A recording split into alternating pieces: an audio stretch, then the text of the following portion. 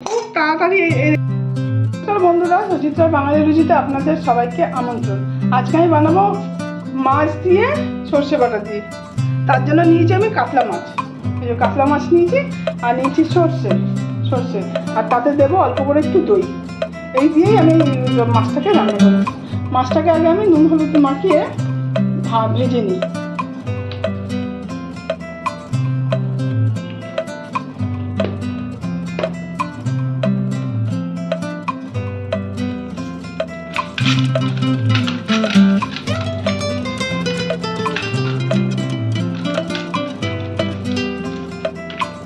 কড়াতে তেল বসিয়েছি, তেল গরম হয়ে গেছে। এবার মাছটাকে ভালো করে ভেজে নেব।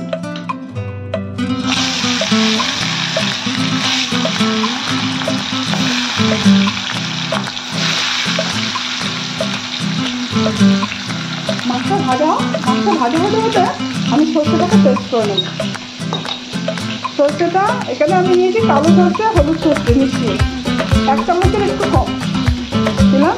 তাতে দেবো আমি কাঁচা লঙ্কা, দেবো অল্প একটু পেঁয়াজ, খুব অল্প করে এটা বাটাটা, খুব একটুখানি পেঁয়াজ, ব্যাস।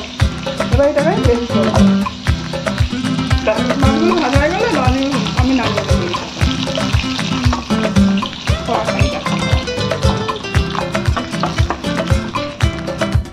এবার মাছটার তেলেতেই আমি দেবো একটু কালো জিরে, দেবো 2 কাঁচা লঙ্কা, তার মধ্যে আমি একটু জল দেবো, একটুখানি জল।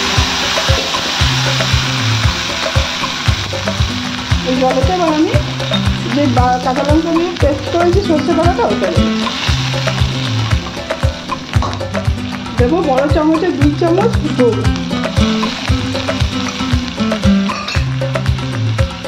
দেবো অল্প একটু হলুদ, দেবো একটু নুন।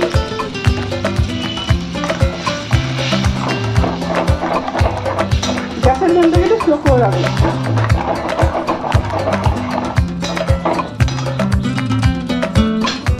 খুব চটজলদি রেসিপিটা হয়ে যায়, খুব তাড়াতাড়ি হয়ে যায়। ঠিক আছে, এবার গ্যাসের ফ্লেমটা একটু বাড়িয়ে দিলাম। বাড়িয়ে আমি দইয়ের চানাটা দিয়ে একটু জল দিলাম। এতে এবার আমি মাছগুলো দিয়ে দিই। মাছগুলোকে দিয়ে আমি একটু ফুটতে দেবো ঝোলটাকে।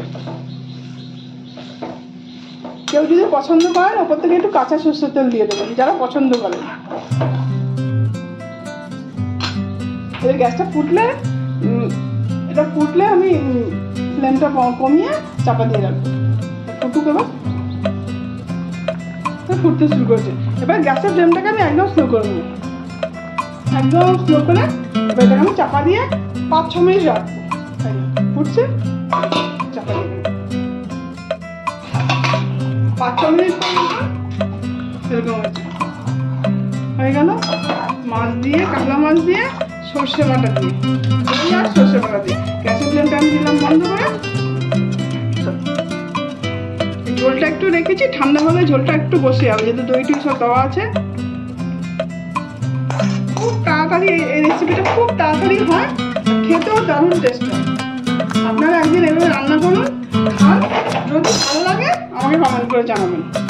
হয়ে গেল দই দিয়ে সর্ষে বাটা দিয়ে কাতলা মাছের ঝাল।